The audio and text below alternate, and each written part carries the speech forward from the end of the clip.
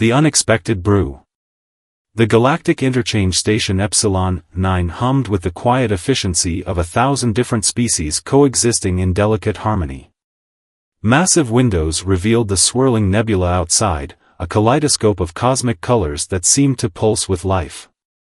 In the station's central diplomatic lounge, Marcus Rodriguez nursed his morning coffee, completely unaware that he was about to become the most fascinating specimen in galactic diplomatic history. Marcus was a seasoned cultural ambassador, used to navigating the complex waters of interspecies communication. His dark skin and salt and pepper hair spoke of years of experience, and his warm brown eyes had a way of putting even the most nervous alien delegates at ease. Today, however, he was about to be scrutinized in a way he never expected. Zara Venn watched him with unblinking intensity. Her species, the Quarians, were renowned for their scientific curiosity and meticulous research approach. Her exosuit, a marvel of technological engineering, shifted slightly as she leaned forward, her biosensors analyzing every molecule of the steaming brown liquid Marcus was about to drink. "You cannot be serious," Zara's voice came through her suit's translator, a mixture of clinical disbelief and genuine horror. "You're intentionally consuming a substance that would be classified as a Class 3 toxin on most civilized planets?" Marcus chuckled, taking a long, deliberate sip of his coffee.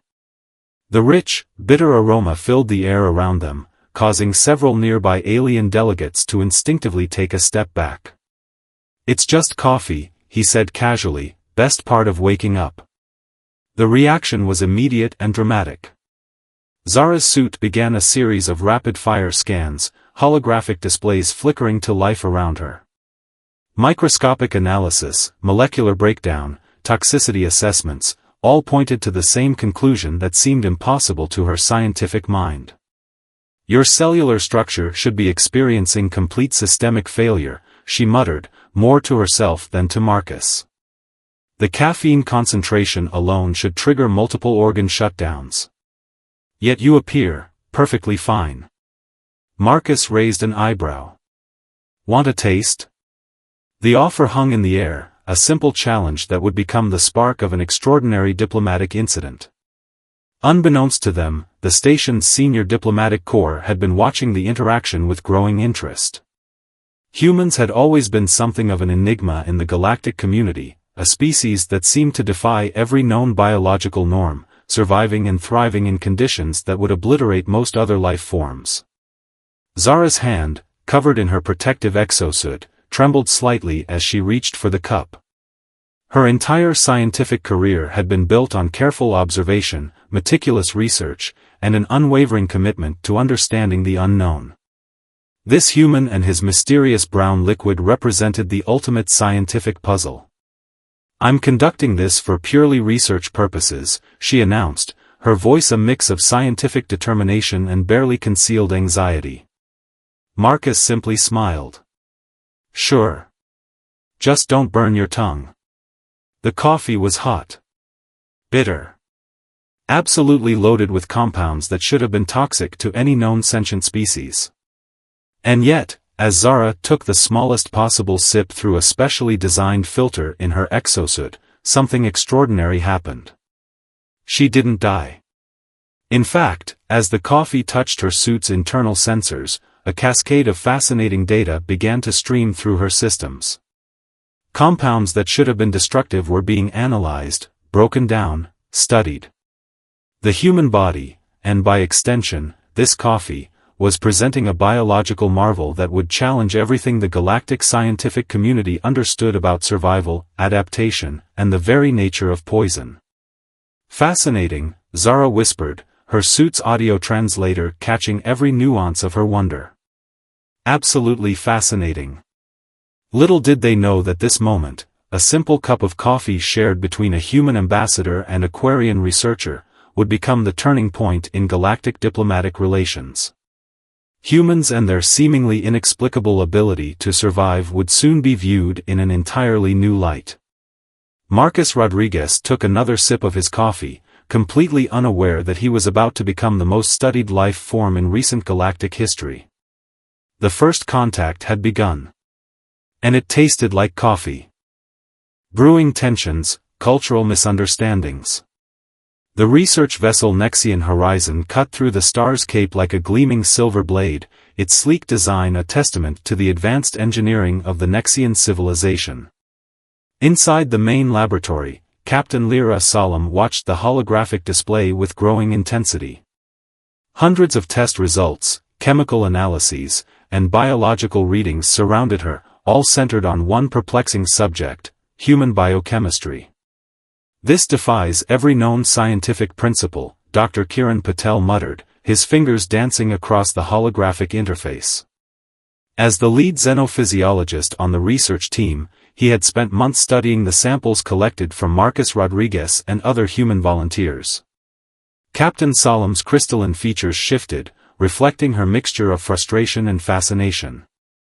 The Nexians were a species of pure logic, their bodies composed of intricate molecular structures that prided themselves on mathematical precision.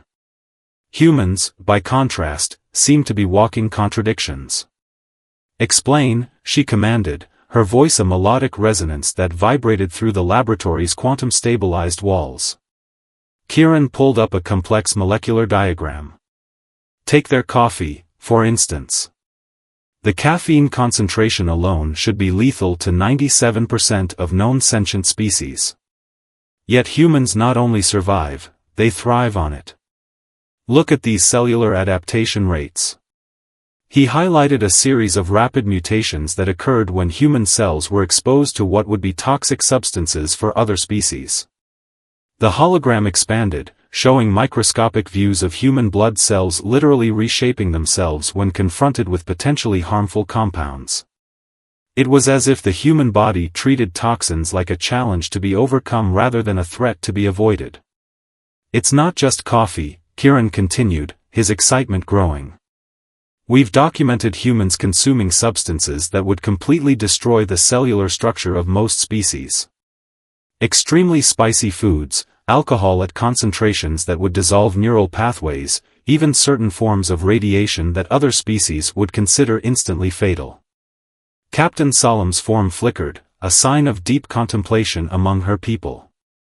"Adaptation is one thing," she resonated, "but this appears to be something more. It's as if humans have turned survival into an art form." Their discussion was interrupted by an incoming transmission. Marcus Rodriguez's face appeared on the communication screen, his casual demeanor a stark contrast to the intense scientific environment. "Heard you've been poking around my species' biology," he said with a grin. "Anything interesting?" Dr. Patel couldn't contain himself. "Interesting? We're rewriting entire chapters of xenobiology. Your species doesn't just survive harsh conditions, you seem to seek them out. It's like your entire evolutionary path is defined by overcoming what should be impossible." The transmission revealed more than just scientific curiosity. It hinted at a growing fascination, and slight fear, of human capabilities. Captain Solemn's next words carried a weight of diplomatic significance. "We need to understand the deeper implications. If humans can adapt so readily to toxic environments, what does that mean for galactic relations? What other capabilities might they be hiding?" A series of classified files began to scroll across the holographic display. Reports of human military and exploratory missions that defied conventional understanding. Survival in environments that should have been completely inhospitable. Adaptation that seemed to border on the miraculous. Dr. Patel zoomed in on a particular report. A human exploration team that had survived on a planet with atmospheric conditions that should have killed them within minutes. Not just survived, they had thrived, established temporary research stations, and collected unprecedented scientific data. "It's more than just physical resilience," Kiran said softly. "It's a kind of adaptive intelligence. A willingness to not just endure, but to transform challenges into opportunities." Captain Solemn's crystalline form pulsed with a complex rhythm, the Nexian equivalent of deep contemplation. "We must proceed carefully.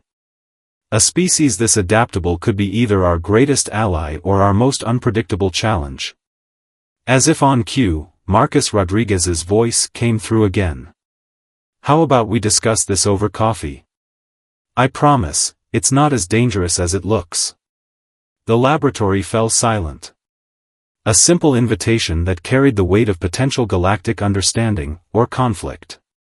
Outside the ship's massive windows, stars continued their eternal dance, silent witnesses to a brewing revolution in how sentient species would come to understand survival, adaptation, and the remarkable potential of humanity. The bitter truth, survival's secret ingredient. The interstellar diplomatic conference hall buzzed with tension. Representatives from 100 different species sat in carefully calibrated environmental zones, each section meticulously designed to support the unique physiological needs of its inhabitants. At the center of it all stood Commander Elena Reyes, humanity's lead diplomatic strategist, facing down a challenge that would define intergalactic relations for generations. Knox, the primary diplomat from the Ardent Collective, stood in sharp contrast to Elena. Where she was solid and grounded, Knox was a being of pure crystalline energy, his form shifting and refracting light with every movement.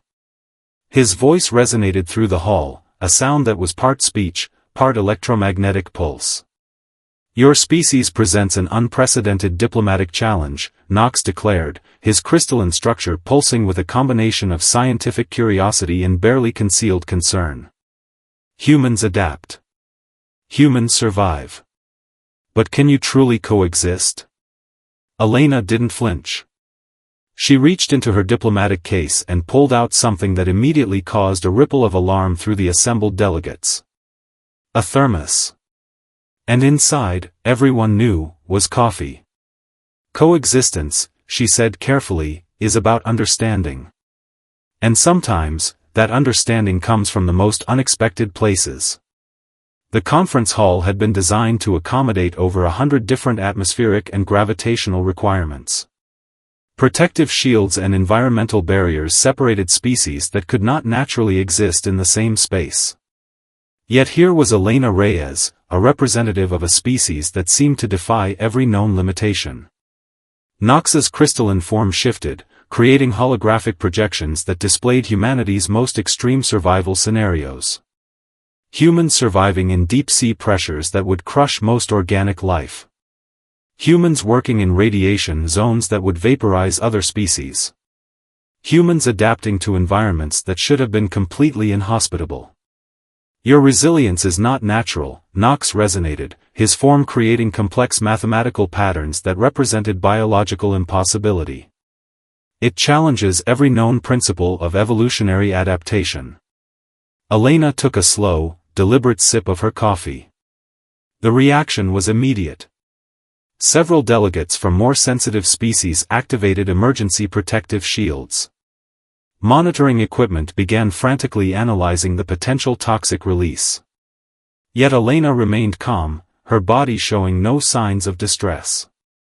Survival isn't just about physical resilience, she explained. It's about perspective. About seeing challenges not as obstacles, but as opportunities. Behind her, a holographic display began showing human exploration missions. Not just military conquests or scientific expeditions, but humanitarian efforts. Humans working alongside species completely different from themselves, finding ways to communicate, to help, to understand. Knox's crystalline form began to pulse with a different rhythm. Curiosity was replacing concern. Explain, the diplomat demanded. Elena set down her coffee thermos. We don't just survive. We adapt. We find common ground. Our greatest strength isn't our ability to withstand harsh conditions, it's our ability to connect. She pulled up a series of images. Humans working alongside methane-breathing species, developing joint environmental restoration projects.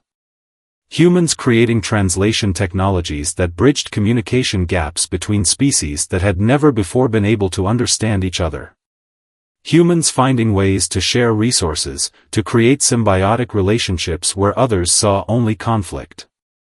Survival, Elena said, is more than just enduring. It's about finding meaning. About turning what could destroy us into something that can help us grow. Knox's form began to change. The sharp, aggressive angles softened. The electromagnetic pulses that represented his communication became more nuanced, more receptive. And the coffee? Knox asked, a hint of what might have been humor resonating through his crystalline structure. Elena smiled. Sometimes, understanding starts with something as simple as sharing a drink. The conference hall fell silent. Delegates from 100 different worlds looked at each other, seeing not differences, but possibilities. Outside the diplomatic chambers, the universe continued its eternal dance. Stars burned. Galaxies spiraled. And somewhere, humanity continued to adapt, to survive, to connect. One cup of coffee at a time. Fermentation of friendship. The research vessel Horizon's laboratory hummed with an energy that was equal parts excitement and apprehension. Dr. Kiran Patel stood before a collection of samples that represented humanity's most remarkable trait, absolute, uncompromising adaptability. Ambassador Thran, a fluid-based life form from the Oceanic Confederacy, flowed around the laboratory's containment field. His liquid form constantly shifted, creating intricate patterns that served as both communication and emotional expression. Your report suggests something beyond mere biological adaptation, Thran gurgled, his translators conveying a mix of scientific skepticism and genuine curiosity. Zara Venn, who had been present during the initial coffee incident, reviewed the holographic displays. Each projection told a story of human resilience that defied every known scientific understanding. It's not just about surviving, Kiran explained, pulling up a complex molecular diagram. Humans don't just endure harsh conditions. They transform them. The display showed a series of experiments. Humans working in environments that should have been instantly fatal. Radiation zones. Extreme pressure environments. Atmospheres composed of gases that would dissolve most organic matter within seconds. Ambassador Thran's fluid form rippled with intrigue. Explain. Kiran pointed to a specific sequence. Look at how human cells respond to environmental stress. Instead of breaking down, they reconfigure. It's as if their entire biological system is a live-time problem-solving mechanism. A new hologram materialized, a human exploration team on a planet with surface temperatures that could melt most protective suits. They weren't just surviving. They were collecting samples, setting up research stations, their movements deliberate and methodical. Most species would require months of genetic modification to survive such conditions, Zara interjected. Humans seem to do it with nothing more than ingenuity and determination. Ambassador Thran's form began to create complex mathematical patterns, the Oceanic Confederacy's version of deep contemplation. Your species challenges our entire understanding of biological limitation. Kiran smiled. We prefer to think of it as potential. A communication alert interrupted their discussion. A transmission from the Galactic Exploration Command showed a new mission. Humans were being sent to investigate a planet that had previously been deemed completely uninhabitable by every known scientific standard. They're not just exploring, Zara whispered, her suit sensors analyzing the transmission. They're redefining what's possible. Ambassador Thran's fluid form began to pulse with a rhythm that suggested excitement. Tell me about this, coffee. The substance that seems to symbolize your species' approach to survival. Kiran retrieved a carefully preserved sample. The brown liquid looked deceptively simple. It's more than a beverage, he explained. It's a metaphor. Something bitter, potentially toxic, transformed into a source of energy and connection. He demonstrated, brewing a small amount using specialized equipment. The aroma filled the laboratory, rich, complex, slightly challenging. Most species would detect its toxicity and avoid it, Thran observed. Humans seemed to welcome the challenge. Zara's suit ran a comprehensive analysis. The caffeine concentration alone should trigger multiple systemic failures. Yet humans not only survive, they thrive on it. The conversation was interrupted by an urgent communication. A distress signal from a remote exploration zone. A multi-species research team had encountered unexpected environmental challenges. Who was being dispatched for the rescue mission? Humans, of course. As the transmission played out, showing humans preparing for a mission that would challenge every known survival protocol, Ambassador Thran's fluid form seemed to vibrate with a new understanding. Your species, the ambassador gurgled, does not see obstacles. You see opportunities. Kieran raised a cup of coffee in a subtle toast. We're just getting started. Outside the laboratory's massive windows, stars continued their eternal dance. Somewhere in the vast expanse of space, humans were preparing to do what no one thought possible. Again. One sip at a time. The universal blend. The Galactic Council chamber stretched beyond what any single species could fully comprehend. Holographic projections flickered with the collective consciousness of hundreds of civilizations, all focused on a single point of discussion. Humanity's place in the universal ecosystem. Marcus Rodriguez stood at the center, a single thermos of coffee his only companion against the overwhelming technological marvels surrounding him. Representatives from species that had existed for millions of years watched with a mixture of curiosity, fear, and grudging respect. We're not here to conquer, Marcus began, his voice calm and steady. We're here to connect. Zara Venn, who had come so far from that first moment of scientific curiosity, stood nearby. Her research had become the cornerstone of a new understanding of biological adaptation. Behind her, decades of scientific documentation told a story of human potential that defied every known limitation. The chamber itself was a marvel of diplomatic engineering. Atmospheric filters, gravitational stabilizers, and quantum communication arrays created an environment where beings from completely different evolutionary paths could coexist.